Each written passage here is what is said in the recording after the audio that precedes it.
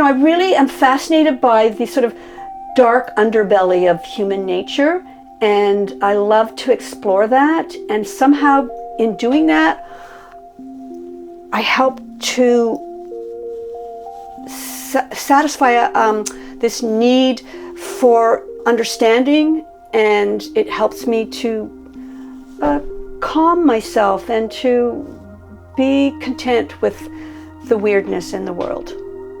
I'm Lisa Thomas, and I live here in the Rupert Valley, which is really a paradise. It sets me right in the middle of nature, and I use nature a lot in my work.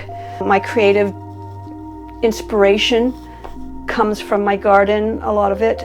But school bored me in general, and I quit school halfway through grade 13 and went to Mexico with my sketchbook in hand, and was really inspired by Mexican art. And that really sort of set me off in a new direction. When I came home, I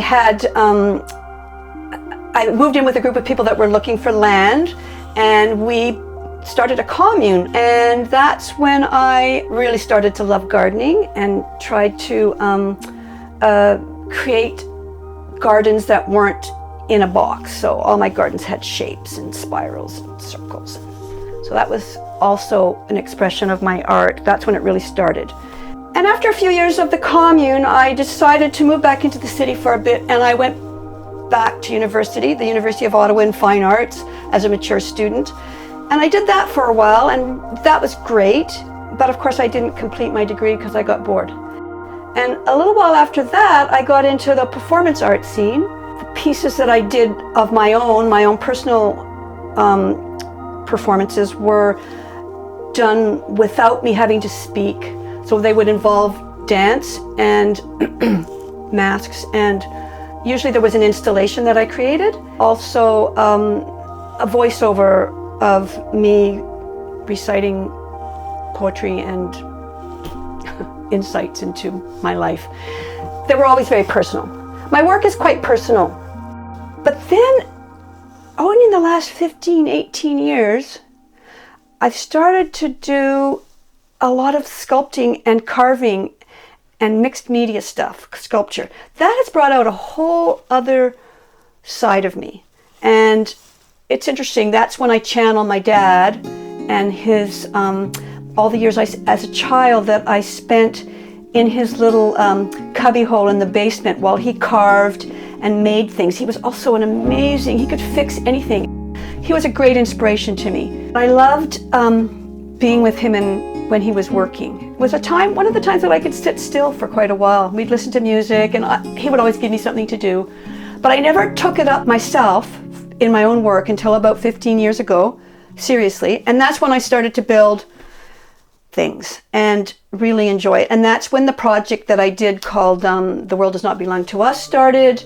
And it's about a post-apocalyptic society of little people who have hidden themselves away from humans because of the way that the planet is being treated by humans and the poor guardianship.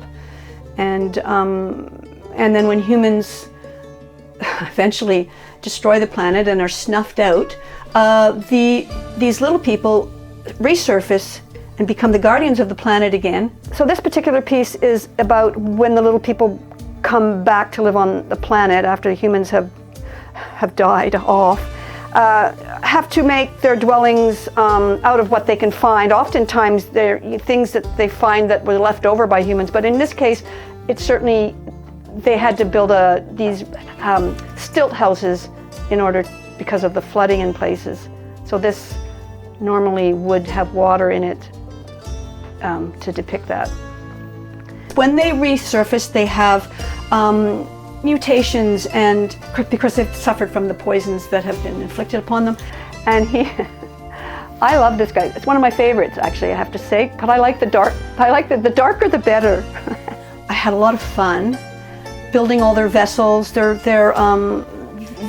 temples, and the people. And it took me years to create this body of work. They made houses out of what they could find. House of Bones, that piece is called. Here's another dwelling that a river dwelling, I called it. It was down on the creek, on the edge of the creek. It's, it has these lovely shellacked paper windows. It just looked so nice in the semi-darkness down at the creek in the film, and it really became the thing that I did. I was totally enveloped in it. It was really, I created a personal mythology.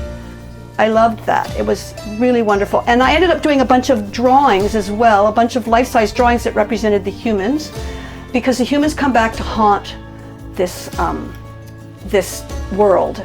And in the film that we made, because I did a project with Brian Sanderson and Emily Rudenberg, and the filmmaker was Geoffrey Boulanger, we had Emily Rudenberg represented the human ghost, and she performed within the space which we put my work in nature, in and around the creek and outside the home here, and she performed this amazing piece of a haunted and haunting human being who comes back. It was a very exciting project. And now I'm going to move on and work on a body of work that I call Humans, which is sort of a nice little carrying on with a little bit from the previous project.